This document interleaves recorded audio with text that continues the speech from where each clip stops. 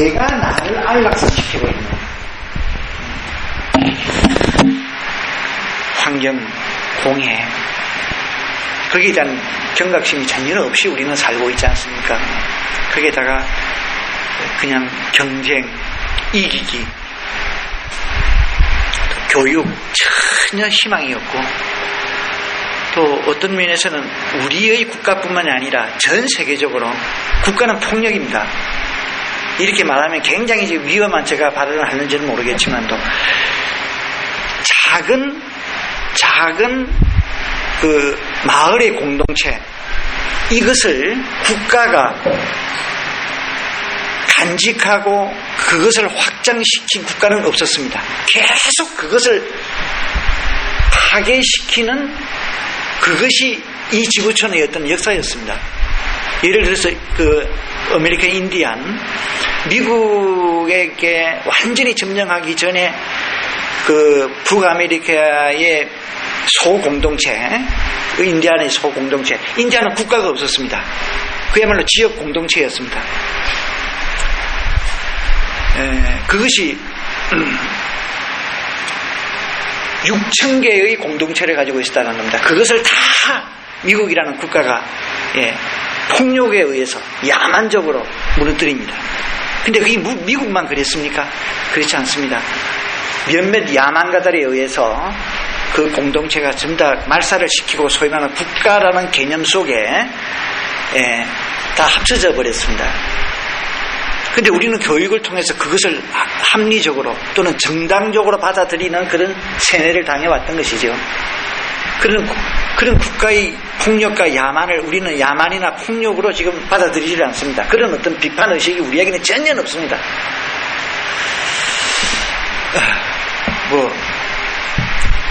그 지역 공동체의 단위로 인간의 삶이 영위했다면 오늘날 같은 이런 전쟁들은 아마 결코 있을 수 없었을 것입니다. 하여튼 굉장히 수상합니다. 지금 오늘날의 이 세상이 현대 소유 사회가 보여주는 이 현황이 절망적이다가도 그래도 우리는 살아야 되지 않습니까? 요만큼의 희망을 느끼고, 그래도 혹시 이렇게 기대야 하는 것은 그래도 우리 주변에 수행자가 있기 때문일 것입니다.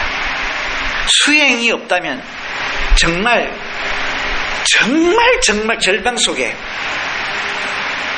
빠져버릴 수밖에 없는 그런 시대 상황인 것 같습니다. 이만큼 수행이라는 것은 위대합니다. 이 혼돈 속에서도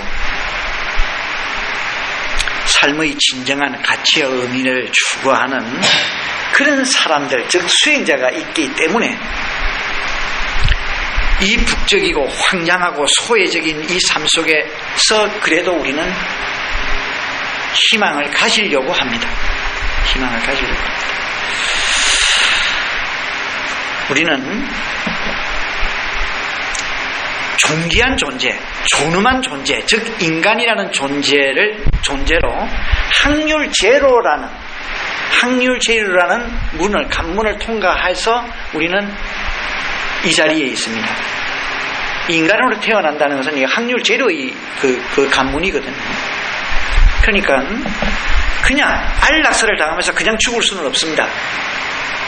정말 어떤 가치와 의미로 충만된 제한된 인생을 살다가 가야 합니다. 그럴 수 있는 어떤 삶의 방법은 수행밖에 없는 것 같습니다. 그래서 이런 자리를 빌려서 다시 한번 더불어서 확인하고 싶습니다. 수행자로 살다 가십시다.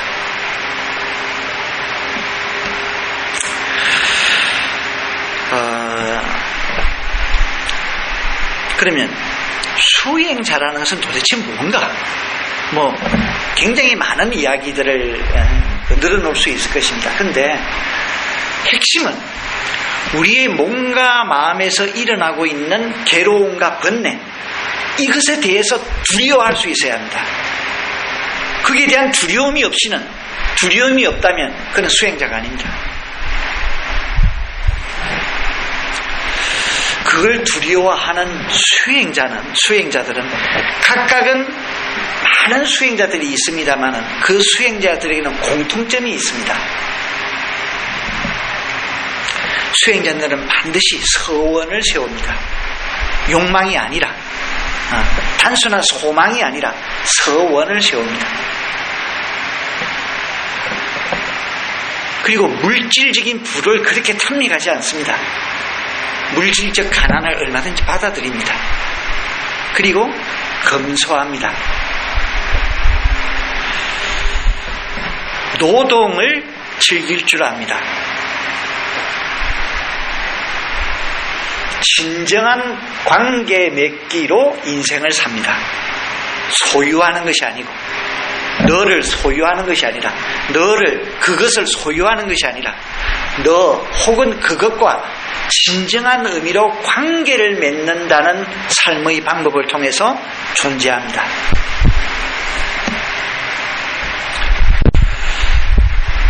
다음에 소통을 사랑합니다. 예. 단절을 거부합니다. 수다보다는 침묵을 사랑합니다.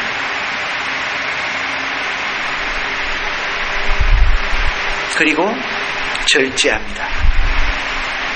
이것을 다 싸잡아서 알아차림을 합니다. 통찰을 합니다. 그리고 어마어마한 삶의 주제, 사랑을 하려고 노력합니다. 이것이 수행자들이 지니고 있는 공통적 덕목입니다. 우리는 이것을 다 완벽하게 가지고 있지는 않습니다. 그런데 꾸준히 이것을 향해서 우리는 접근해야 된다는 것이죠. 그것이 수행자다.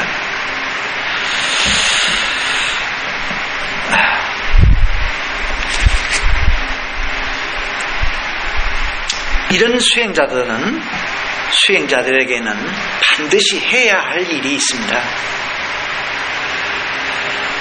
첫째는 감각기관과 마음에 나타난 모든 현상을 지속적으로 알아차리는 일입니다. 이것을 포기해서는 안 된다.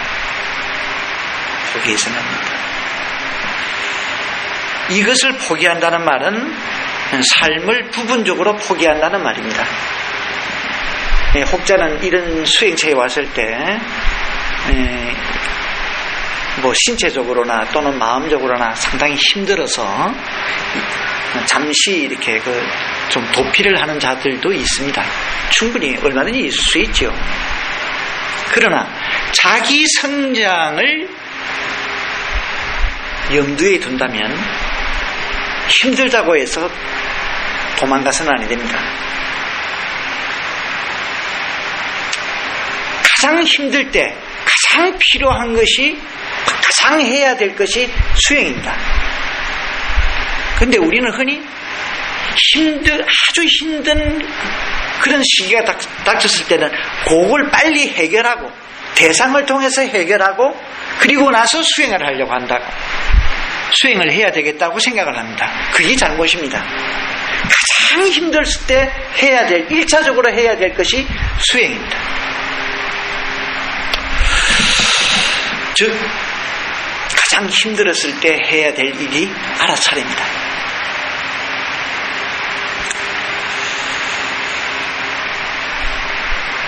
우리는 항상 괴로움 속에 있습니다. 예. 인생에 참 기쁨과 환희와 희열이 있습니다만은 조그만 문을 열고 들어가면 처음부터 인생살이가 고달픈 겁니다. 그것을 우리는 번뇌라고 합니다. 번뇌에는 3가지가 있습니다. 말과 행위로 드러난 번뇌. 말과 행위로는 드러나질 않았지만 지금 마음속에서는 지금 이글이글 막 지금 끓는 번뇌.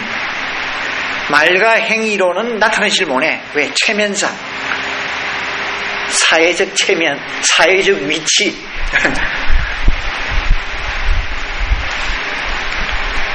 그러나 내면에는 지금 이글이글 끓고 있어. 이런 번뇌.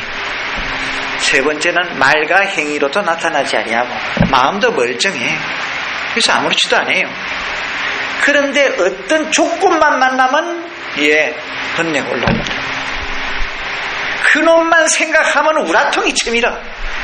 이런 번뇌, 이런 세 가지 양식의 번뇌가 있습니다. 이 세 가지 번뇌는 오로지 삼학으로만 닦는다고 했습니다. 첫 번째 번뇌는 도덕의식 가지고 벗고, 흔히 우리 불교에서 이야기하는 지계. 누가 이래 공돈을 뭘 좀 잘 봐달라고 가져오는데 뭐 적당하게 이거는 뭐 지나치지도 않은 것 같아. 받을까 말까 이게 번뇌야. 그런데 계율상이라는 말 주지 않는 것은 가시질 말아야 했잖아. 근데 그 사람은 좋네. 이거는 얘가 안 되네. 그래서 부도덕적인 행위를 하지 않는다라는 원칙을, 이거는 뭐 고민 없이 나는 지키겠다 라는 도덕율 속에 산다면 고민할 필요가 없죠. 야, 뭐 안 받지. 그래서 이런 도덕의식이, 이 지계의식이 나를 편안하게 결국은 해줍니다. 두 번째 번뇌는 말과 행위로는 드러나질 않았지만 지금 가슴에 울울 타, 그걸 다스릴 수 있는 것은 절제나 억제가 아닙니다. 알아차림입니다. 단순한 알아차림. 지금 이걸 뭐가 끌고 있다라는 것을 그냥 아는 것. 알아버리면 그게 깔아앉는다는 것이죠. 예.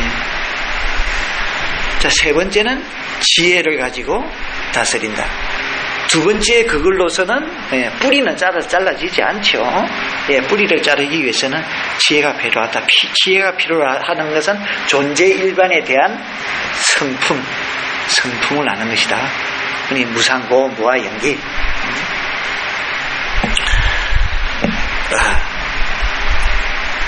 이렇게 사막을 닦아가는 사람이, 지속적으로 닦아가는 사람이 수행자입니다. 그러니까 거꾸로 말해서 수행자가 할 일은 사막 닦는 거.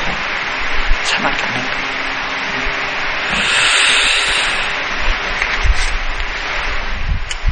자, 근데 그 닦는 것이 쉽습니까, 어때?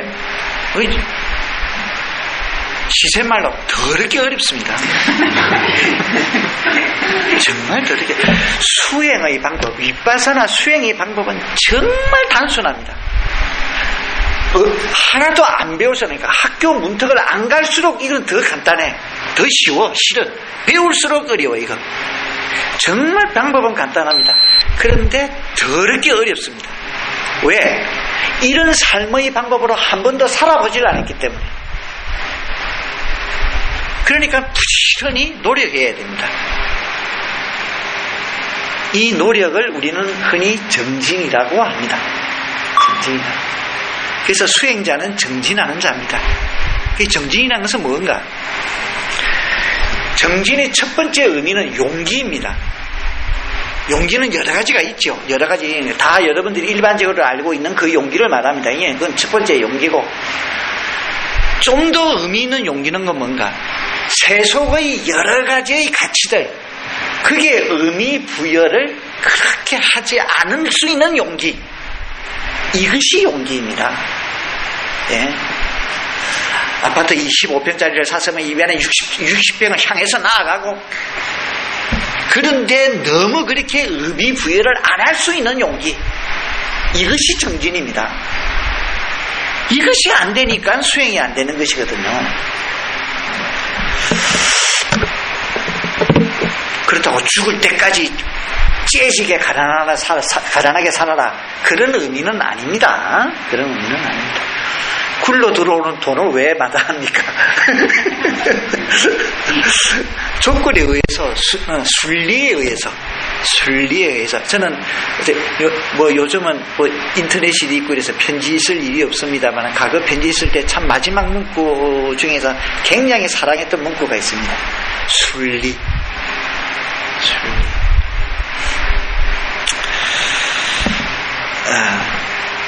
두 번째 정진의 의미는 인내하는 것입니다. 참아내는 것. 참아내는 것.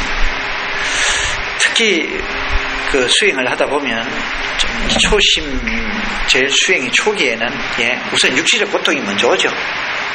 다리, 발목, 무릎 쑤시고 절리고 땡기고 만만치 않습니다. 그건. 만만치 않습니다. 너무나 저는 그걸 경험을 했기 때문에 온 전신에 이제 쑤시고 절리고 주능이 났더라고요. 낫겠더라고요. 또 왜 그러냐면 상당히 자유롭게 살다가 이제 수행에 눈을 뜨고는 시작을 했기 때문에 그 자유라는 것이 뭡니까? 실은 자유가 아니라 방임이죠. 방임. 예, 굴레 벗은 말이 돼서 지멋대로 사는 거. 그걸 우리는 흔히 자유라고 생각을 했습니다. 근데 이제 절제 속에 들어가니까 온 몸이 혁명적 반란을 일으킵니다. 이게 그 고통, 뭐죠? 인내가 없으면 안 됩니다. 예. 그래서 또 늦게 출가를 했기 때문에 또 오기는 있어가지고 어떻게 빨리 뭐 좀 해봐야 돼. 그러니까 이제 막 아이고 20분 내줄거 한번 해보자 해가지고 다리를 막 하도 움직이사니까 가죽끈을 한 개 구해달라 해가지고 묶어버렸습니다. 그러니까 그 오죽 고통스럽겠습니까, 그지? 그러니까 어쨌든 그런 인내의 과정이 없이는 안 된다. 그래서 부다께서도 인내가 니바나로 이끌어간다라고 하셔, 인도한다라고 말씀하셨습니다. 그래서 인내가 정진입니다.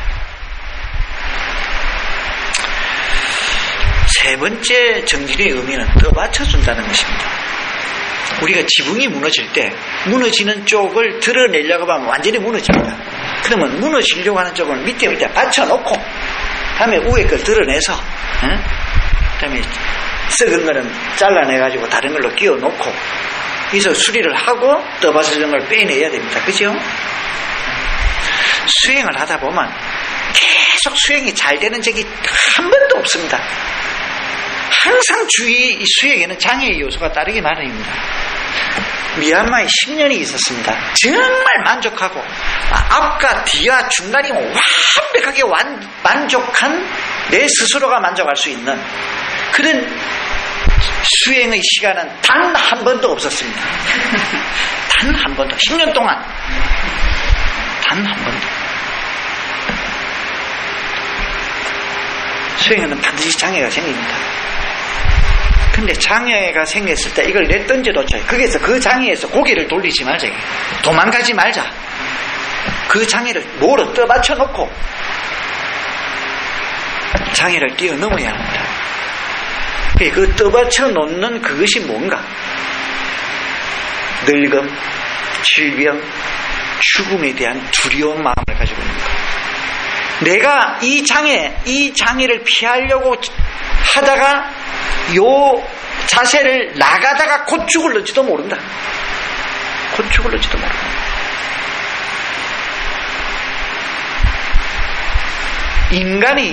인간이 다시 이제 아마 우리가 윤회를 인정한다면 인간이 인간으로 다시 태어나려고 확률 제로가 아니라 아마 마이너스일 것 같습니다. 마이너스. 축생이 인간으로 태어나기에는 좀 확률이 좀 높을 것 같아. 근데 인간이 인간으로 태어날 수 있는 확률은 제로가 아니라 마이너스인 것 같습니다. 이게. 그래 죽음을 생각하자. 죽음을 생각하면 게으러질 수 없습니다. 그 죽음에 대한 나의 마음의 죽음을 향하는 그 의식, 태도, 이것이 떠받쳐주는 역할을 합니다. 이것이 정진입니다.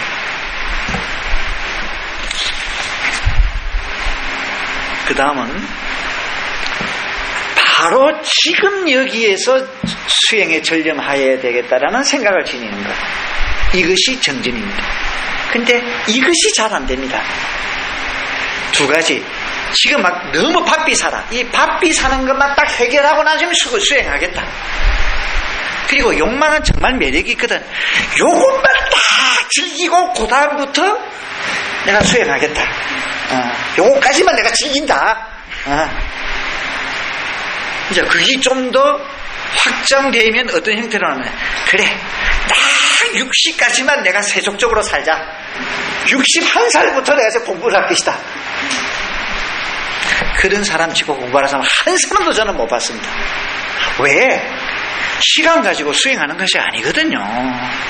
예, 아까 이야기했듯이 지금 세속적 삶에 대한 두려운 마음을 가지고 있어야 예, 그것이 사무치게 괴롭게 다가와야 수행이 가능합니다. 그러니까 수행은 시간 가지고 하는 것이 아닙니다. 이게. 그래서 지금 바로 여기에서 시작을 해야 됩니다. 삶도 마찬가지입니다. 왜 너 돈 모으느냐니까 나중에 잘 살기 위해서. 지금 잘 살면 될 긴데 나중에 잘 살기 지금 마음이 잘 산다는 게 뭡니까? 막 풍족하고 이렇게 잘 사는 겁니까? 풍족하다면은 막 잠시 밥 먹고 그리고 나머지는 저축을 해놓는데 만일을 위해서 그 저축해 놓은 것이 만일 지금 누구는 10만 원 저축해 있고 누구는 100만 원 저축해 있고 누구는 10억이 저축돼 있어. 다 다릅니까? 똑같은 거 아닌가? 다릅니까? 10억 저축한 사람이 더 행복한가? 그러면 지금 더 잘 살고 있는 건가? 전혀 그렇지 않습니다. 지금 바로 불편 없이 평온 속에 있으면 잘 사는 겁니다. 예. 그러니까 나중 잘 살려고 지금 바쁘게 움직이고 막 일한다는 거. 지금 잘 살면 우리 삶은 now and here입니다. 지금 삶이 내한테 의미와 가치로서 와닿아 있어야 합니다. 그래야 지금 내가 살고 있는 것입니다. 나중 잘 살려고 지금 바쁘게 움직이는 것은 살고 있지 않는 것입니다. 삶을 준비하고 있는 것입니다. 그게는 삶이 없습니다. Now and here. 이게 전념하는 것. 이것을 정진이라고 합니다. 그래서 이렇게 정진하면서 수행자로서 살아야 합니다.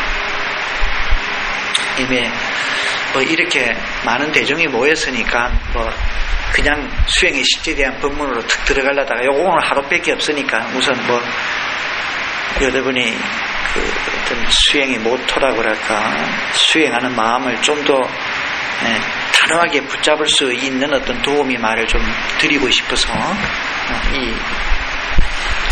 이런 이야기를 먼저 좀 꺼내보았습니다. 그 다음은 아무래도 또 실제상으로는 여러분들이 수행의 실제에 대한 어떤 지침이나 이게 더 관심을 가질 수 있을 것 같아서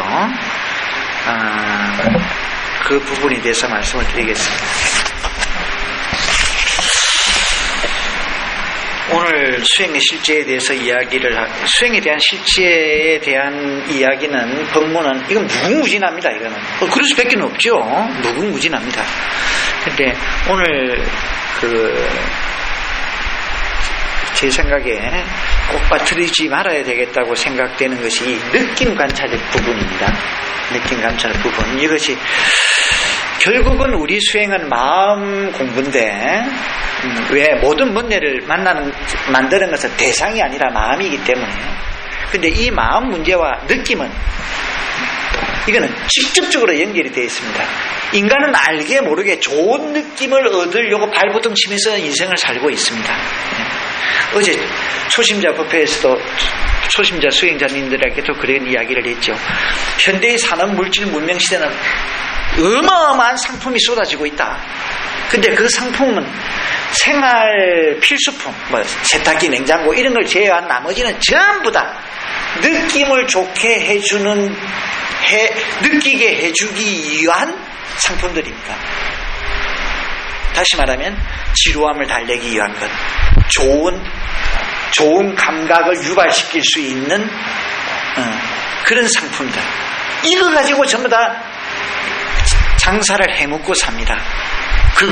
그런 상품 아니면 시스템.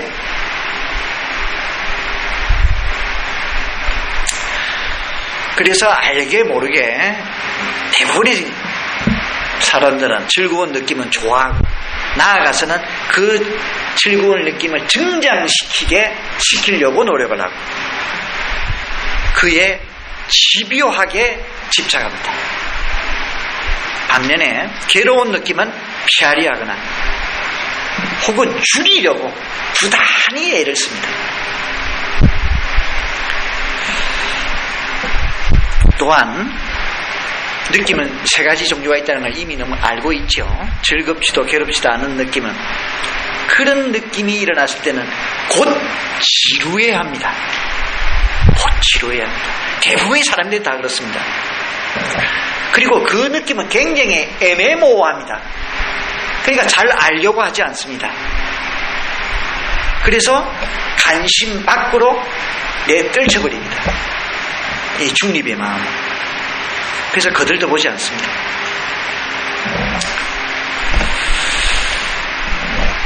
이렇게 이 느낌, 감각은 삶의 문제거리를 만드는 가장 중요한 요소 중에 하나입니다. 그래서 이 느낌에 대한 관찰이 분명하고 그거에 대한 올바른 방법을 가지고 있다면 여러분들의 수행은 50% 이상 성공적으로 치러낼 수 있습니다. 감각기관이 대상의 접촉이 딱 되면 제일 처음에 느낌이 일어납니다. 그죠? 이렇게 제일 처음에 접촉 순간에 일어난 느낌을 우리는 날 느낌, 맨 느낌이라. 맨입에 대나 할 때 맨, 그지? 날두부 할 때 날. 느낌 그 자체. 거기는 감정이나 정서나 이런 것들이 절대 삽입되어 있지 않습니다. 그래서 굉장히 순수한 상태입니다. 그때는 항상 중립의 상태입니다. 다시 말해 즐겁다, 괴롭다라는 것이 없습니다. 즐겁지도 괴롭지도 않은 중간 상태입니다. 예. 근데 그 상태는 굉장히 찰나입니다. 그 다음에 살아왔던 경험 속에서 느꼈던 좋은 감각, 나쁜 감각, 수많은 겪었던 것들이 있지 않습니까? 그 겪었던 감정, 정서 이런 것들이 바로 투입이 됩니다. 그래서 이것은 즐거운 느낌, 이것은 괴로운 느낌, 이렇게 분류가 되는 것입니다.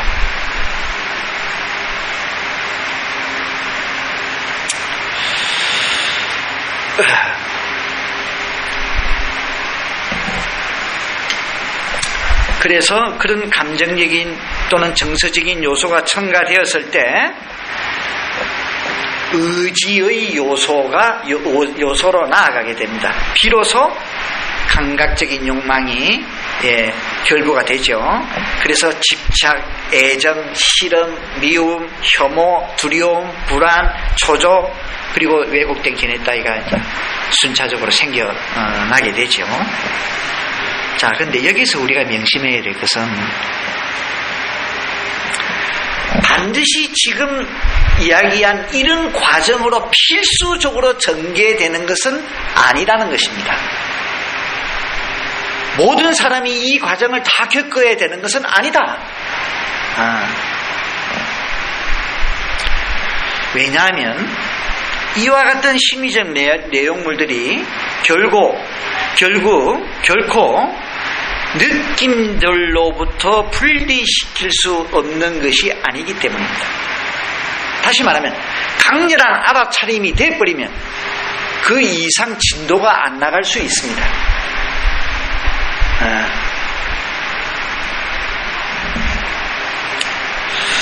우리는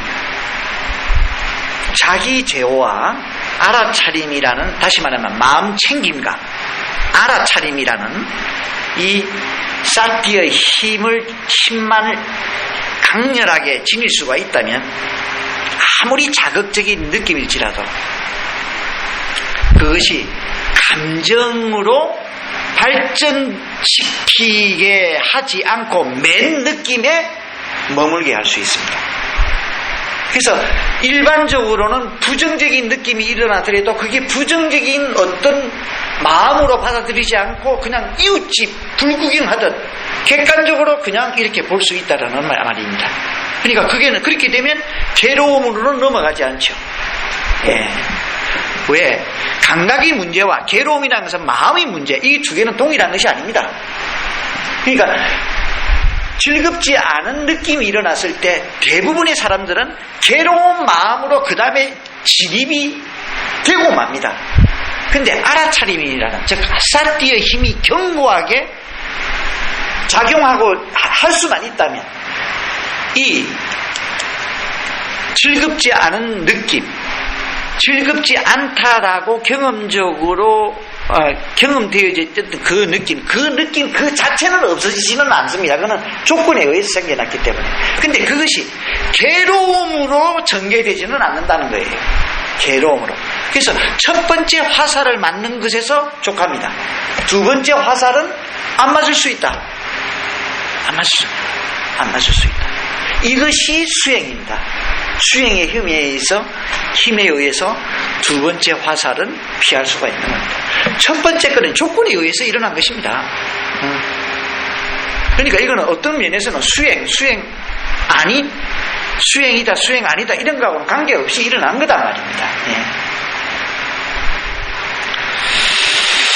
자, 이러한 면에서 우리는 이 느낌 관찰이야말로 해탈로 들어가는 중요한 이 관건이 되는 것임을 우리가 알아차릴 수 있을 것입니다. 윗바사나 수행을 할 때 수행자는 세 가지 양식의 느낌을 경험하였을 것입니다. 즉 즐거운 느낌, 고통의 느낌, 즐겁지도 괴롭지도 않은 느낌이 그것입니다. 자, 그런데 이 세 가지 느낌 속에는 세 가지 불선 성향이 도사리져 있습니다. 이 세 가지 느낌 안에는 세 가지 불선 성향이 도사리져 있습니다. 이 세 가지 불선 성향을 제거해야만이 수행이 정상적으로 향상을 향해서 나아갑니다. 요 구조를 붓다의 말씀의 생생한 부분을 예를 들어서 우리가 한번 살펴보겠습니다. 쌍유타 니까의 느낌편에 보면 이렇게 되어 있습니다. 비구들이여 즐거움을 느낄 때 탐하려는 고질적 잠재 성향을 버려야 한다. 이것이 불선 성향이죠. 좋은 느낌이 됐을 때 그 좋은 느낌을 계속 유지하고 싶고 간직하고 싶고 더 즐겁고 싶고 이렇게 탐하려는 고질적 잠재 성향이 그 속에는 있다. 그걸 버려야 한다. 잠재 성향 버려야 한다. 괴로움을 느낄 때는 괴로운 감각이 일어날 때는 피하고 싶고 저항하고 싶고 혐오하려 드는 고질적 잠재 성향을 버려야 한다.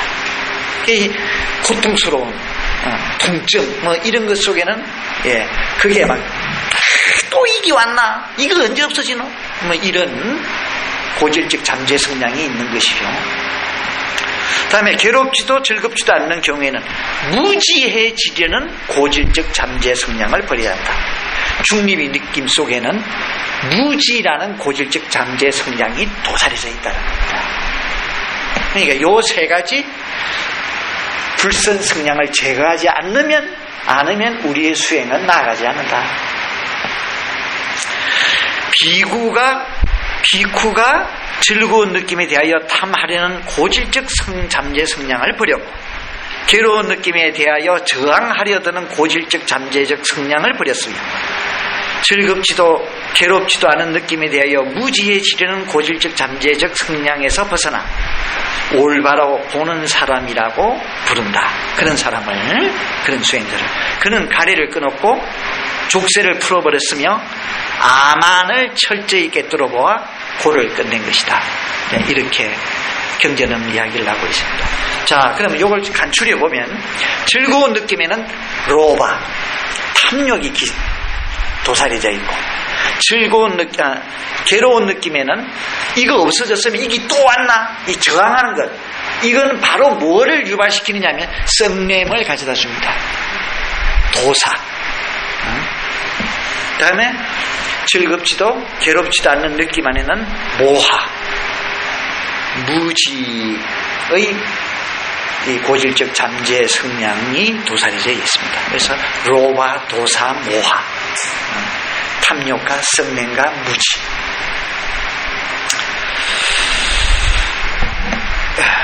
그래서 즐거운 느낌이 일어났을 때 수행자는 그것을 꿰뚫어 보면서 통탄하지 않으면 즐거운 느낌이 일어나는 전 수행 과정 동안 그것을 그냥 마냥 즐기고 있기 때문에 탐욕이 계속해서 일어납니다.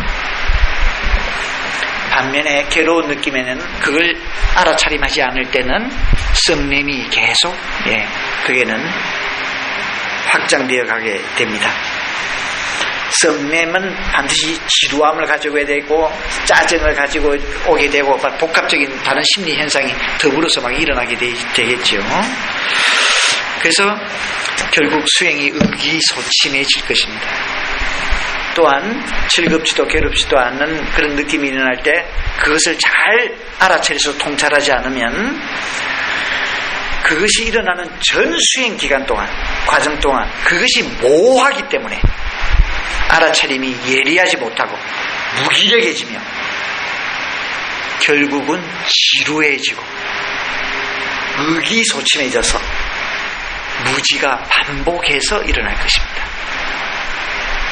자, 그러면 요 중에서 이 세 가지 느낌 중에서 제일 먼저, 특히 초심자가 제일 먼저 접하게 되는 고통스러운 느낌, 괴로운 느낌에 대한 수행의 방법을 먼저 이야기하겠습니다.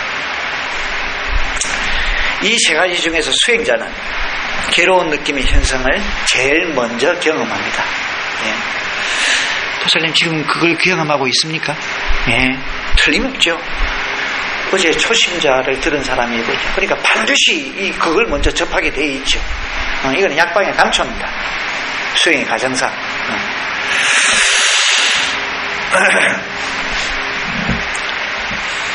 자, 그런데 이 괴로운 느낌에 대해서는 수행을 잘 이행을 하면 그 수행은 50%는 성공한 겁니다. 50%는 성공. 틀림없습니다. 자, 경전을 보겠습니다. 같은 쌍유타 니까의 같은 느낌편입니다. 배우지 못한 범부가 육체적인 괴로움을 겪게 되면 근심하고 상심하고 슬퍼하고 가슴을 치고 울부짖고 광난한다. 그 사람을 일러 바닥 없는 구렁텅이를 감당해내지 못하고 그 속에서 발 디딜 곳을 찾지 못하는 배우지 못한 범부라 해야 할 것이다. 그러나 잘 배운 성스러운 제자는 육체적인 괴로움을 겪게 되더라도 근심하지 않고 상심하지 않고 슬퍼하지 않고 가슴 치지 않고 울부짖지 않고 광난하지 않는다. 이를 일러 그 바닥 없는 구렁텅이를 감내하여 그 속에서 발 디딜 곳을 찾아내는 참으로 잘 배운 성스러운 제자라고 합니다. 여기 폭풍우가 칩니다.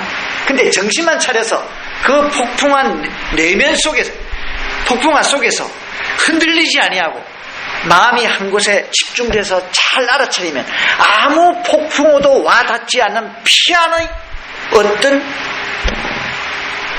공간은 반드시 있습니다. 그렇습니다. 이것이 알아차림의 힘입니다.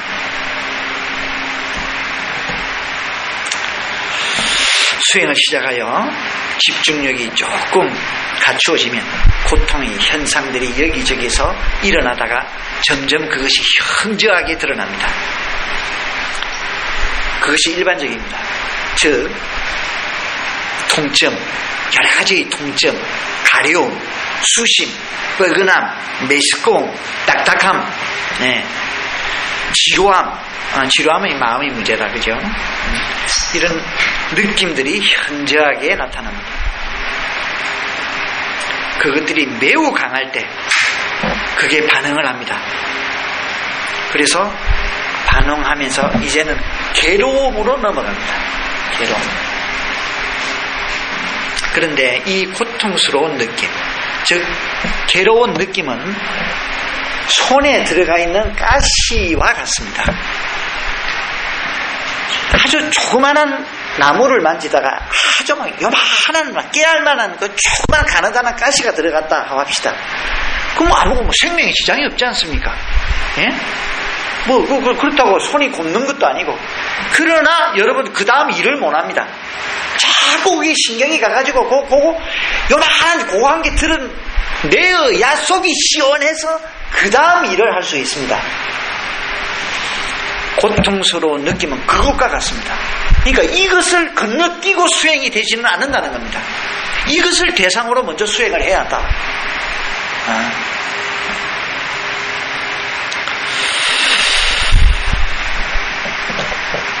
수행자는 그 고통의 느낌을 극복하기 위한 방법으로 선택해야 될 것은 오직 하나입니다.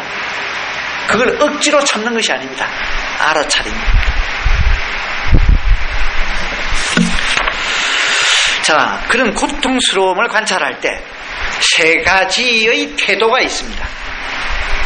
어떤 태도가 있느냐면, 첫째, 고통스러운 느낌을 그 자신에게서 제거하기 위해서, 다시 말하면 오직 그 고통 자체를 없애버리려는 바람으로 수행을 하는 자. 이게 첫 번째 스타일입니다. 두 번째는, 이거는 오기가 강한 자.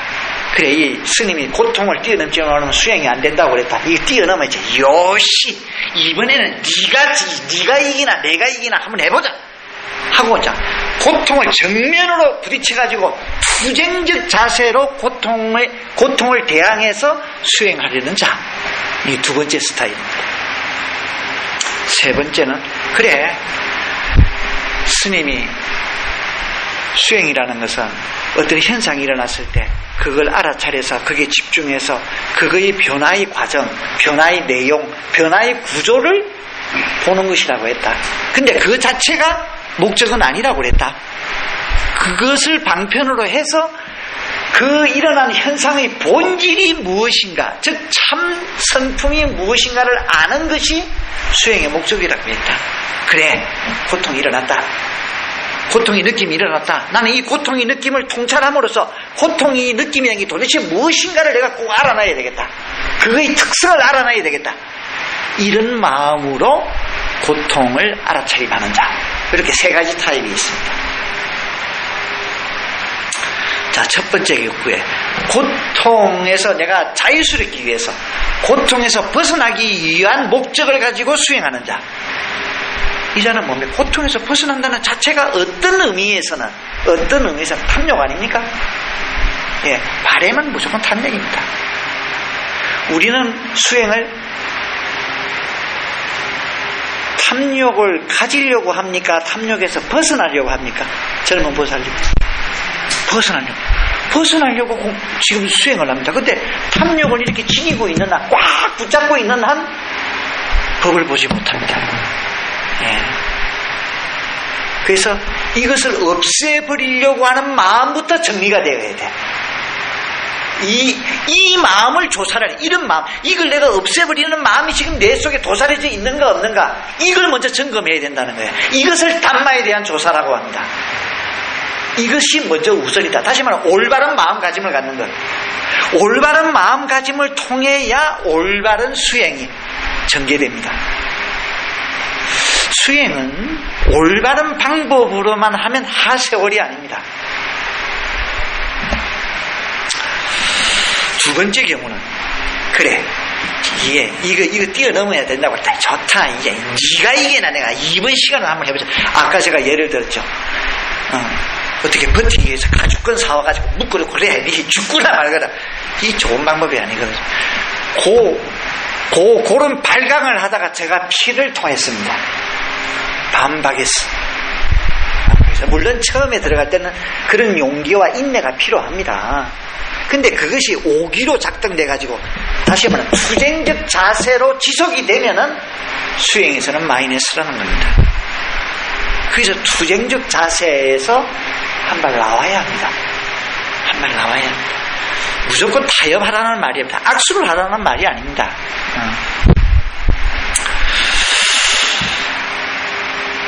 그 투쟁적 마음속에는 반드시 뭐가 있느냐면 짜증과 성냄이 있습니다. 우리는 짜증과 성내려고 공부를 합니까? 아니죠. 짜증과 성냄에서 벗어나려고 공부를 합니다. 그러니까 짜증과 성냄을 쥐고 있는 한 수행은 앞으로 나아가지 않습니다. 세 번째는, 세 번째 태도가 올바른 태도입니다. 그래, 이 느낌 때문에 내가 죽지는 않는다. 스님이 그랬다. 이 수행의 방법이 부처님 당시 때 있었는데, 지금부터 2500년 전인데, 이 수행 중에 괴로움이 일어나가지고 죽은 사람은 단 한 사람도 없다고 하더라. 나도 그걸 믿자. 아니, 죽지는 않을 것이다. 내가 할 일은 이 괴로운 느낌을 통해서 괴로운 느낌이 무엇인가를 알아내는 것. 그걸 목적으로 내가 느낌을 들여다보리라. 이런 가짐을 가지고 괴로움을 알아차림하기 시작을 해야 됩니다. 그래야 법이 열립니다. 내가 왜 열린다는 표현을 했느냐? 내가 법을 보는 것이 아닙니다. 법이 찾아드는 겁니다. 찾아듭니다.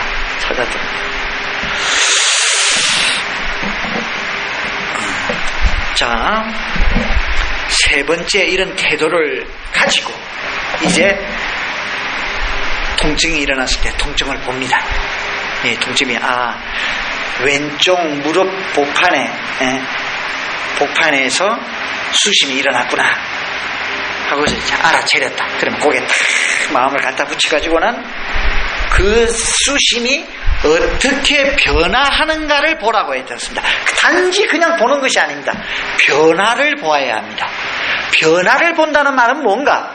변화의 과정, 변화의 내용, 변화의 구조를 보려고 하는 것입니다. 예, 다 같은 말입니다. 그런데 좀 멋지게 하려고 여러 단어를 썼을 뿐입니다.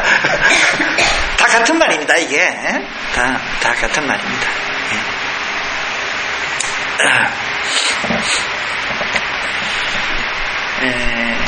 절대 이게 몇 번 하다 보니까 이게 또 왔네. 이번에는 이걸 또 어째 보러. 이런 마음이 조금이라도 도사려져 있으면 그 수행은 반드시 실패합니다. 그러니까 그런 마음을 일단은 정리를 하십시오. 그래서 고통 자체를 받아들여 버리십시오. 우리가 삶이 절대적인 고통은 삶이 고통이라는 그 자체를 받아들여 버리면 고통스럽지 않습니다. 근데 그것을 받아들이지 못했기 때문에 고통스럽습니다. 예. 그러니까 받아들이지 않는다는 조건 속에서 절대적 고통입니다. 그래서 일단 그 통증을 받아들이고 다음에 거기에서 법을 보리라 이렇게 생각을 하고 그런 마음가짐 속에서 고통을 향해서 나아갑니다. 그래서 고통을 알아차리고 고통의 변화의 과정, 구조, 내용을 보려고 합니다.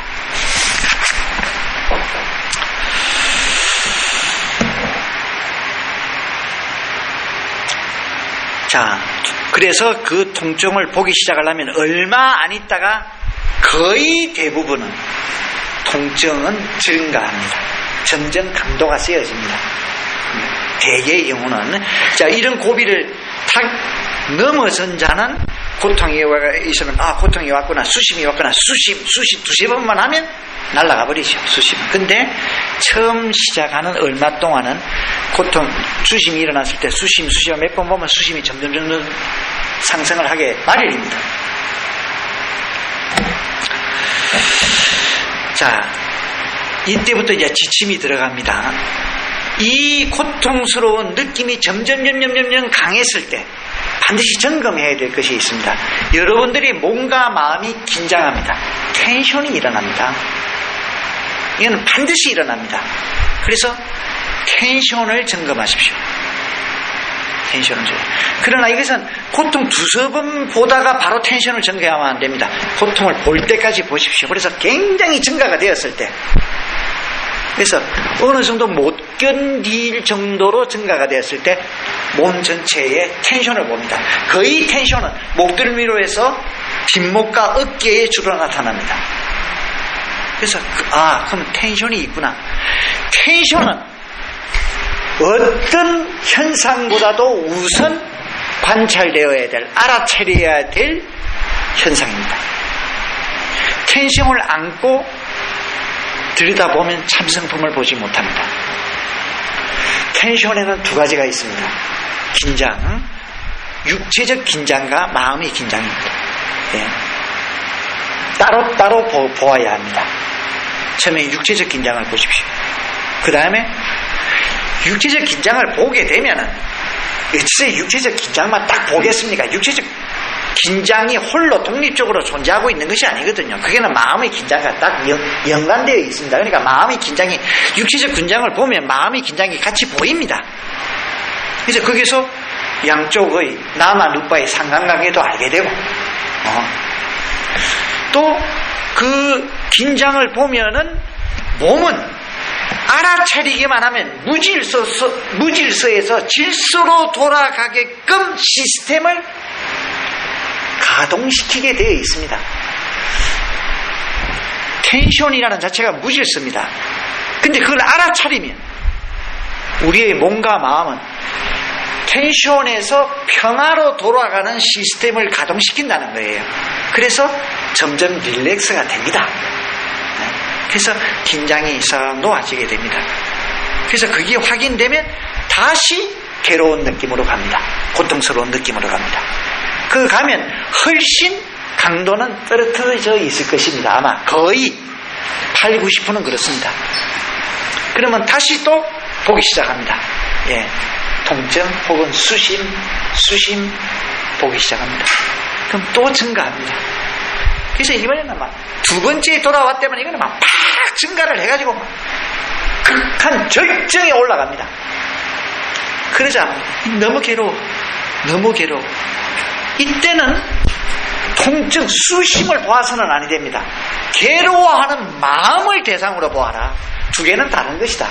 앞에 수심은 감각의 문제고 뒤에 괴로움은 마음의 문제입니다. 그러니까 감각을 대상으로 보지 말고 마음 작용을 대상으로 보아라. 그래서 그 괴로워하는 마음, 그 마음을 딱 느끼고, 자, 마음을 본다는 것은 뭡니까? 마음을 느끼는 것입니다. 그래서 계속 느낍니다. 그러면 그 괴로워하는 마음과 연관된 다른 여러 가지 마음들이 함께 보일 겁니다. 그걸 싫어하는 마음, 이게 빨리 없어지기를 바라는 마음, 온갖 여러 가지의 마음들이 함께 있는 것을 때로는 썩냄도 있고, 때로는 짜증도 있고, 예. 그러면 그런 것들을 차례차례 봅니다. 그러면 거기 싹싹 나가는 것을, 그런 것들이 다 소멸되는 것이 또 보아있습니다. 그러면 훨씬 괴롭지 않아요. 그러면 다시 수심으로 옵니다. 그러면 수심으로 오면 마음을 관찰하는 동안에는 수심의 현상이 잘 인식되지 않습니다. 집중이 강할수록 더 인식되지 않습니다. 괴로운 마음을 보는 알아차림의 힘이 약하니까 이걸 보는 과정이 일부 있고, 괴로운 느낌을 인식하는 과정이 있고, 두 개가 왔다 가니까 두 개가 다 존재한단 말입니다. 그러니까 계속 괴롭기도 하고 수심의 감각이 그대로 센 감각으로 남아있기도 하고 이렇단 말입니다. 근데 괴로운 마음을 집중해서 보게 되면 수시는 감각은 인식이 잘 되질 않습니다. 그래서 그걸 극복하는 거예요. 그래서 다시 돌아갑니다. 다시 딱 돌아가면은 상당히 낮아져 있습니다. 그러면 다시 또 보기 시작합니다. 다시 또 증가합니다. 그러면 이때까지 이야기했던 것들을 반복해서 적용을 시킵니다. 이렇게 자꾸 하다 보면은 여러분들은 이런 것을 느끼게 됩니다. 그 전에 괴로웠던 것은 고통이라는 것과, 다시 말하면 수심이라는 괴로운 느낌과 이것이 마음이 괴로울 때는 이 사이를 이어주는 나라는 것이 있었습니다. 그래서 나의 수심을 통해서 내가 괴로워. 근데 지금 몇 가지 지침이 있었지 않습니까? 그걸 반복하면서 이렇게 보면 수심은 수심대로 있는데 그냥 알아차림이라는 작용만 있게 돼.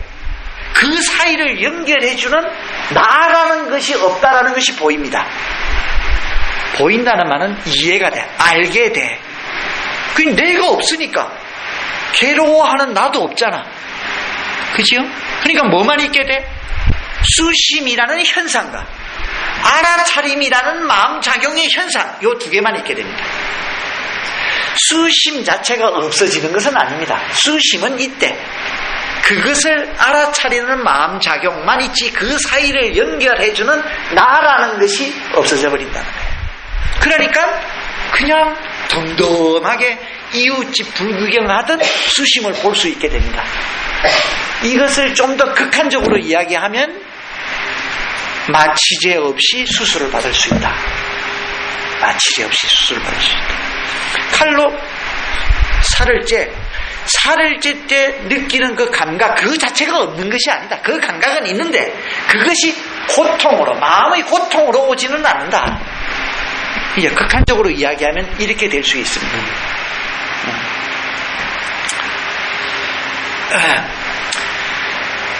저는 단순하게 이것을 여러분들한테 전달하는 것이 아닙니다. 제가 수행을 할 때 피를 쏟았습니다. 그래서 병원 3개에 보이콧을 당했어요. 한 반 바켓스. 그래서 마지막에 미얀마 국립의료원을 실려갔습니다. 이제 거기는 그 당시 그 미얀마 국립의료원이라는 것은 야전병원 수준이거든요. 약과 뭐 주사 이런 건 전혀 없습니다. 의사하고 침대만 있습니다. 그것만 제공해 줄 뿐입니다. 약은 환자가 사가지고 가야 돼. 근데 자 옛날 지금 위장에 피가 이렇게 고여 있으니 그걸 빼내야 된다. 옛날 우리 어린애들 삿바 고무줄, 노란 고무줄 그걸 이쪽으로 넣어가지고 10도로 해서 이쪽으로 넣습니다. 그걸 넣어 보십시오. 코로 참아내겠습니까? 못 참습니다. 그래서 그걸 좀 정말 그거 못 참겠대. 그래서 아이디어를 냈습니다. 그 당시가 이제 물론 제가 미얀마 출가를 할 때는 한 1년 반 정도 국내에서 수행을 했죠. 그 제일 초창기니까 국내 이빠사나 상륙에서 제일 초창기니까 국내에는 별로 수행자도 없었고 그 당시 한 80명 정도 있었나. 근데 국내에서 그 생땅에 처음 들어왔을 때 국내에서 해도 얼마나 했겠습니까? 그 당시 이제 국내에 이파산을 알린 분이 이제 거예 스님입니다. 일주일에 한 번씩 만나서 거예 스님한테 지도를 받는 것. 그게 고작이었거든요. 자, 그런데 이제 비교적 개인적으로 그 삶의 공간이 산속에 있어서 인간은 아무도 없었으니까 주로 속가이는 했지만도 수행할 수 있는 여건을 갖추고 있었죠. 이게 나름대로 이제 수행을 열심히 해보려고 무척 노력을 했댔습니다.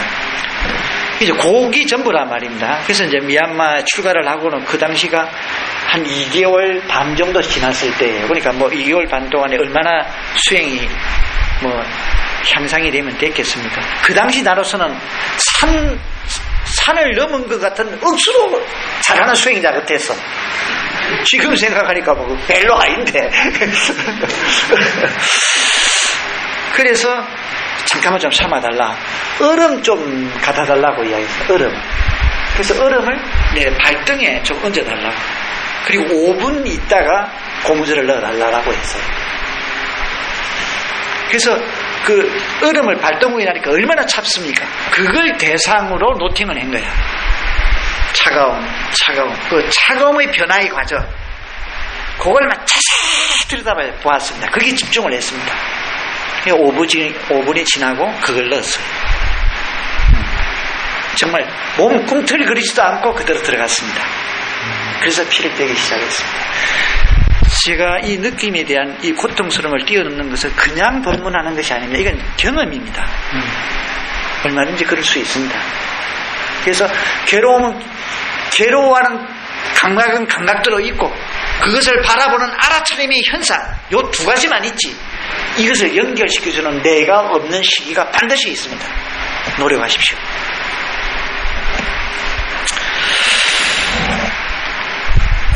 자, 그런데 대부분의 수행자들은 이렇게 통증이 증가하면 통증에 무너져 버리고 맙니다.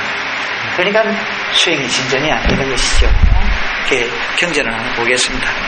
비구들이여 배우지 못한 범부도 이때 배우지 뭐를 배웠습니까?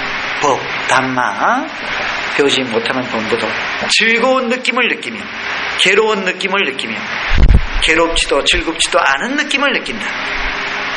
마찬가지로 잘 배운 성스러운 제자도 즐거운 느낌을 느끼며 괴로운 느낌을 느끼며 괴롭지도 즐겁지도 않은 느낌을 느낀다. 그러면 잘 배운 성스러운 제자와 배우지 못한 본부 사이에는 어떤 구별이 있으며 어떤 다른 점이 있으며 어떤 차이가 있는가? 중간 약하고요. 배우지 못한 범부는 육체적인 괴로움을 겪게 되면 근심하고 상심하며 슬퍼하고 가슴을 치고 울부짖고 광란한다. 그 아래 이제 갈로가 있습니다. 예, 경전에는 그 표현은 없습니다만은 이제 그 의미는 뭐냐? 그것으로 멈추지 않고 정신적으로까지 확장이 돼서 이렇게 되는 것이죠. 이때까지 제가 설명을 했습니다. 그죠? 결국 그는 이중으로 느낌을 겪고 있는 것이다. 이제 이중 화살 두 개를 맞는 것이다. 즉 육체적 느낌과 정신적 느낌입니다. 그것은 마치 어떤 사람이 화살에 깨찔려 연이어 두 번째 화살에 또다시 깨찔리는 것과 같다. 그래서 그 사람은 두 화살 때문에 오는 괴로움을 모두 다 겪을 것이다.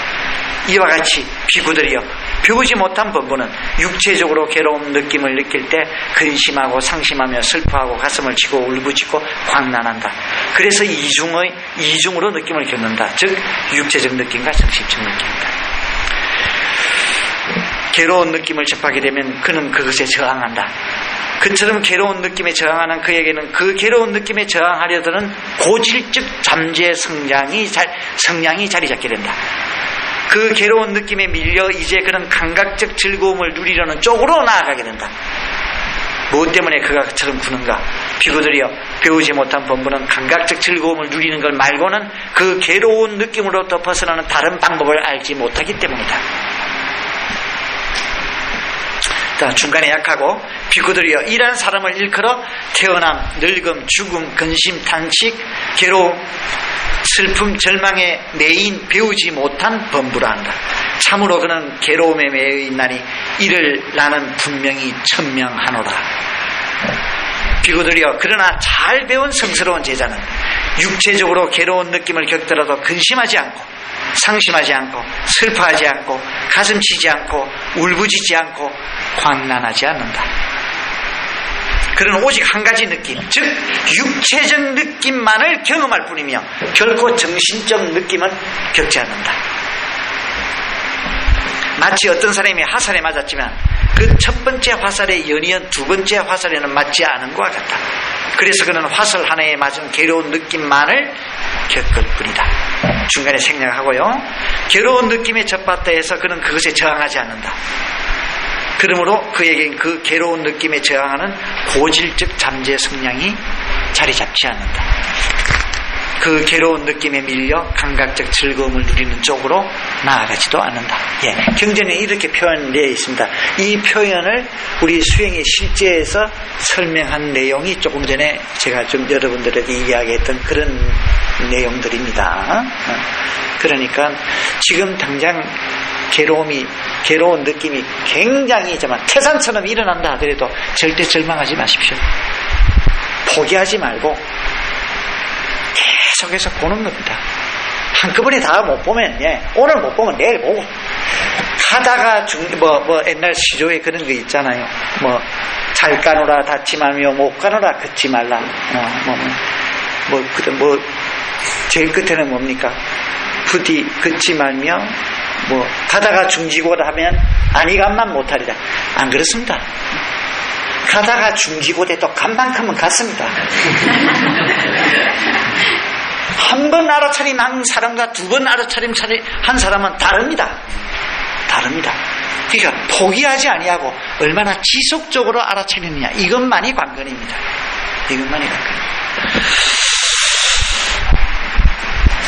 그래서 오늘 이 느낌 세 개는 다 해야 되는데 왜 이렇게 시간이 더럽게 빠르고.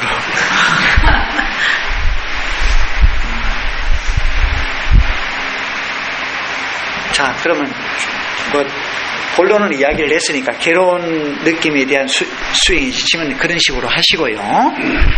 그 다음에는 이제 수행이 이제 향상이 돼가지고 그걸 그 고비를, 그 산을 딱 넘어가면 이제는 거짓말같이 통증이 탁이라도 탁 보면 탁 날아가고 탁 보면 탁 날아가고 이럽니다. 그래서 탁 날아가는 과정을 쭉 겪고 나면 그냥 편안해져. 이쯤 되면 수행이 이제 재미서 미치겠지. 솔솔 수행의 재미가 있습니다. 왜? 이 편안한 느낌은 이때까지 살아오면서 느껴보았던 희열하고는 종류가 조금 달라. 퀄리티가 달라. 질이 달라. 다른 이때까지 세속에서 느낄 수 있던 희열은 뭐 남들 가난하게 살 때 돈 좀 벌어가지고 느낄 수 있었던 어떤 행복 즐거운 것들, 다른 사람 놀러 가가지고 하루에 3만 원짜리 펜션에서 바캉스 할 때 15만 원짜리 호텔에서 바캉스 하고 여기서 느낄 수 있는 희열, 이런 거하고는 비교가 안 된다는 거예요. 내 말은 정말 언어가 부족해서 이럴 때는 시인이 좀 돼야 되는데 단어가 없습니다. 그런 희열이 와. 그거하고는 질이 다른 희열이 와. 그 편안함. 그러면 여기서 또 수행의 막악기, 그 편안함이 한 번도 경험하지 못한 즐거운 종류의 편안함이기 때문에 그게 참 눈 녹듯이 녹아가지고 그게 머물고 싶은 거예요. 한없이 그걸 즐기고 싶어 이제. 그러면 수행은 또 끝이라. 왜? 수행은 뭐냐? 즐기는 것이 아닙니다. 법을 보는 것입니다. 법을 보면 즐김에서 끝나지 않아. 그거보다 한 수 위의 즐거움이 있습니다. 누리요. 삶을 누리게 됩니다. 법을 본다는 것은, 법을 보면 삶을 누립니다.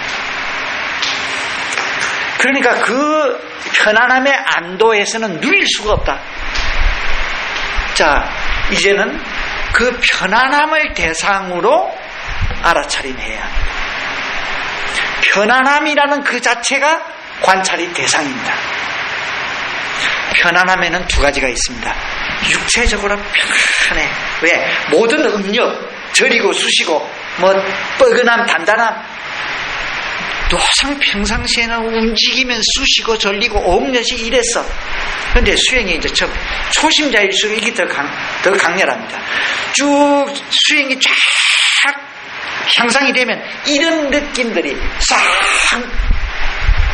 안개가 햇빛이 뜨면 날아가듯이 싹 녹아고 몸이 가뿐해. 막 피털같이 가벼워지면서 편해진다. 응력이 아무것도 없어. 그러니까 그 기분은 이루 말할 수 없죠. 그래서 육체적으로 편안함이 먼저 온다는 거예요. 육체적으로 편안하니까 뭐야? 정신적으로, 마음적으로 편안하십니다. 그러니까 이 두 개가 다 관찰이 대상이어야 된다. 왜 관찰하느냐? 법적으로 이야기, 담마적으로는 뭐야? 무상고음 무하라고 했잖아. 무상고음 무하잖아. 근데 지금 편안함 속에서 여러분들은 뭐를 봅니까? 희열만 느끼고 있잖아. 고를 못 보고 있잖아. 그러니까 담마 항해를 지금 빠뜨리고 있잖아요. 뭐를 못 보고, 담마를 못 보고 있는 거야. 그러니까 편안함을 봐야지. 그래서 편안함을 보기 시작을 합니다. 편안함. 그 편안한 몸의 상태를 계속 봅니다. 계속 보고 있으면 그 속에 변화가 있어. 편안함이 절대적 편안함이 게 아니야. 편안함 안에 변화가 보인다. 그 편안함 변화의 내용, 구조, 과정을 보라. 그러면 첫 번째 편안함이 일어났다가 사라지고, 두 번째 편안함이 일어났다가 사라지고, 끊임없이 그게는 변화의 과정이 있다라는 것. 아하! 편안함도 절대적으로 그렇게 독립적으로 고정적으로 그게 있는 것이 아니구나. 편안함도 끊임없이 변화에 전개될 뿐이구나. 그래서 편안함에 대한 무상을 봅니다. 무상이 고로 오는 거야. 아하. 이제 여러분들은 담마를 보게 됩니다. 이것이 편안함에 대한 공부의 지침입니다. 편안함을 통해서 고를 보라.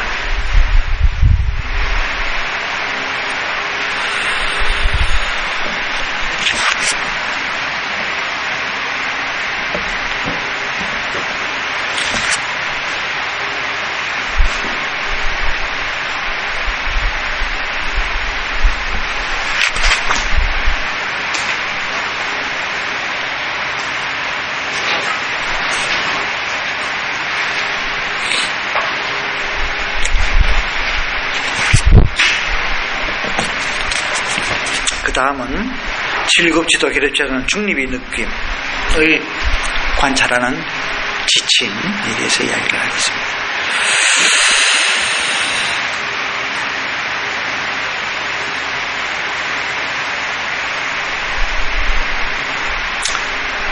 이제 여러분들이 수행이 이제 무르익으면 괴로움의 느낌에 대해서 극복이 되면서 편안한 현상이 중간중간에 곧잘 들어오게 됩니다. 자, 그러면 수행도 재미있게 되고 이렇게 됩니다. 그러면 그 편안함이 오지 않는 동안에는 뭐가 일어나느냐? 괴롭지도 즐겁지도 않는 중립의 느낌이 일어나게 됩니다. 근데 이 중립의 느낌을 보기가 명확하게 알아차리기가 굉장히 힘듭니다. 왜? 이것은 어떤 자극이 없기 때문에 첫째는 관심이 잘 가질 않아. 그래서 그들도 보지를 않게 됩니다. 그러면 안 된다는 거예요. 중립의 마음도 알아차림이 대상이 되어야 한다. 중립의 마음도. 그래서 이 중립의 마음이 자주 일어나게 될 때는 수행이 상당히 이제 알아차림 힘이 향상되어 있을 때거든요. 그래서 이제 어떤 느낌이 일어날 때마다 다 알아차림이 용이하게 마치 자동적으로 노팅 알아차림이 전개되는 것처럼 느껴질 정도로 수행이 잘 전개됩니다. 그럴 때 그냥 마치 언어의 비약을 조금 동원한다면 내가 무슨 아무 목적 없이 우연하게 이렇게 툭 앉아 있는 것 같은 이런 느낌이 들 수도 있습니다. 그러다 보니까 중립의 느낌에 마음을 두고 그걸 잘 들여다보지 아니하면 중립의 느낌이라면서 전부 다 흘러가게 다 놓쳐버리게 됩니다.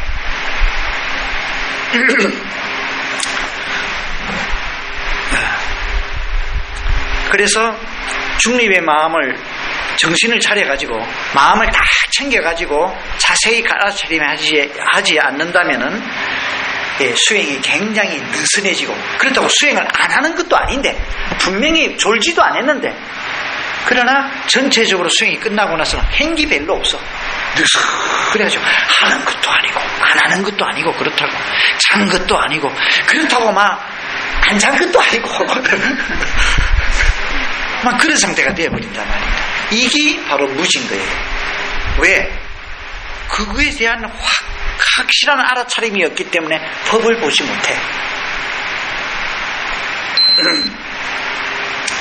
그래서 그 무지가 반복해서 일어나게 됩니다. 자, 경전을 통해서 이 구절을 좀 보겠습니다. 비구들이여 즐거움을 느낄 때 탐하려는 고질적 성량을 버려야 한다. 괴로움을 느낄 때 저항하려는 고질적 잠재 성량을 버려야 한다. 괴롭지도 즐겁지도 않은 느낌의 경우 무지해지려는 고질적 잠재 성량을 버려야 한다. 비구가 즐거운 느낌에 탐하려는 고질적 잠재 성량을 버렸고 괴로운 느낌에 대하여 저항하려 드는 고질적 잠재 성량을 버렸으며 괴롭지도 즐겁지도 않은 느낌에 대하여 무지해지려는 고질적 잠재적 성량에서 벗어나 올바로 보는 사람이라 불린다. 그는 가래를 끊었고 족쇄를 풀어버렸으며 아만을 철저히 꿰뚫어와 고를 끝낸 것이다.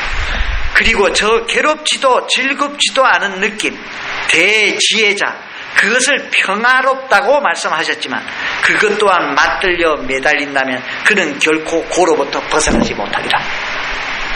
중립의 대함을 보지 못하면 결국 깨달음으로 나아가지 못한다. 그래서 굉장히 중요합니다. 첫째는 괴로움에 대한 느낌의 수행이 우선적으로 전개되고 그 다음에는 편안함이 옵니다. 그러면 편안함을 대상으로서 수행이 전개되어야 되며 다음에는 중립의 마음을 절대 그냥 지나가게 만들어서는 안 된다. 그걸 대상으로 수행을 해야 한다. 그래야 깨달음으로 나아갈 수 있다.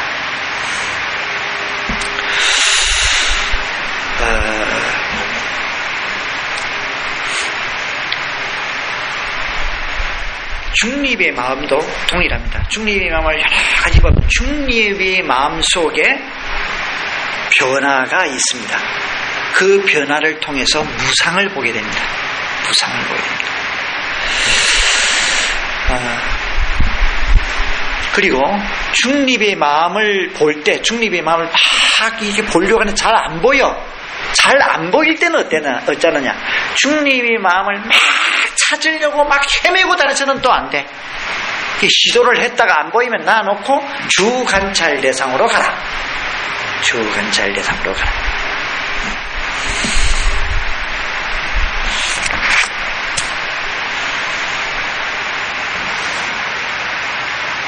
자, 이 중립의 마음을 관찰하는 것과 더불어서 경전을 또 하나 줘 보겠습니다.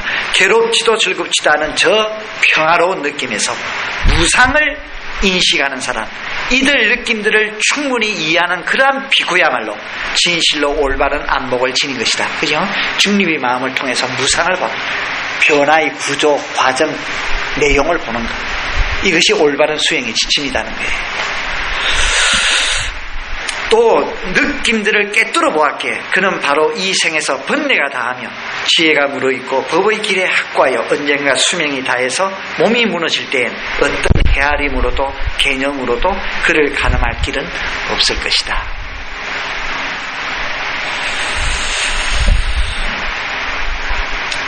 중립의 느낌이 주요 현상으로 자주 등장되면, 나타내면 어떤 편안한 마음도 별로 못 느끼겠고, 그렇다고 괴로운 느낌은 물론이고 이제 수행이 좀 무르익으면 그렇게 상태가 됩니다. 그래서 중립의 마음이 주 현상으로 반복되면은 마음의 평등이 이루어져 있습니다. 소위 말하는 우백가가 옵니다. 마음의 평등. 이럴 때 그 평온의 느낌을 관찰해야 합니다. 우백가를 관찰하는 것, 이것이 관건입니다. 아, 평온하구나. 이제 다 됐다. 우리 평온함을 지속시키는 것이 사실은 수행의 1차적인 목표라고 할 수도 있거든요. 근데 그게 안조해서는 안 된다. 평온의 느낌을 관찰의 대상으로 삼아라. 그 평온의 느낌이 고정적이고 독립적이고 영원한가, 이것이 관찰되어야 합니다. 자, 그것이 이제 올바로 꿰뚫어 보게 되면 그것을 통해서 무상을 반드시 보게 됩니다. 그러면 여러분 단말을 증득하게 됩니다.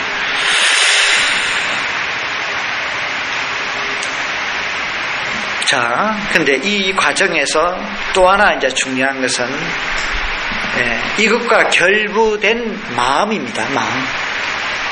그 무상을, 그 현상을 통해서 마음을 볼 때 그것을 무상이라고 아는 마음 작용도 무상하게 전개됩니다. 예. 이것이 바로 지금은 이해가 안 닿을 수도 있습니다. 자, 그러나 다시 말하면 마음이란 것이 있어가지고 이것이 지속적으로 쭉 알아차림을 하고 있는 것이 아니라는 겁니다. 그러니까 현상이 일어났다가 사라졌을 때 그것을 아는 마음작용의 마음도 같이 사라지고, 또 두 번째 현상이 일어났을 때 그것을 아는 마음작용도 같이 일어났다가 같이 사라지고, 이것이 보입니다. 마음의 무상함도 같이 보게 됩니다. 이렇게 되어야 완전한 단말을 보는 것입니다.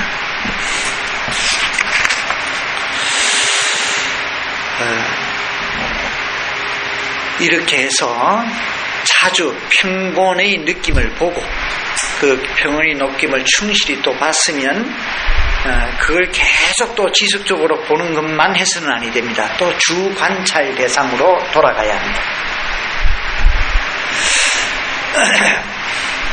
자, 이렇게 되면은 그런 상태에서부터 니바나까지 이제 연결이 이렇게 되어질 것입니다.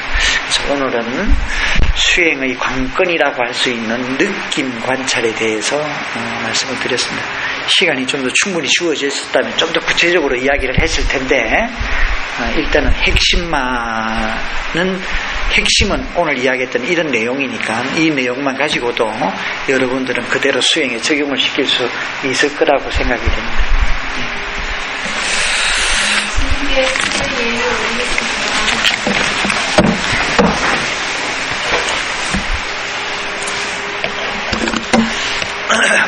이당매 바와낭 아사와까 야왕 호드 이당매 바와낭 마카사자 팔라사자 바자요 호드 이와 같은 수행의 공덕으로 모든 고통으로부터 벗어나고 이와 같은 수행의 공덕으로 도와 과를 증득하여지이다. 같이 사두 사두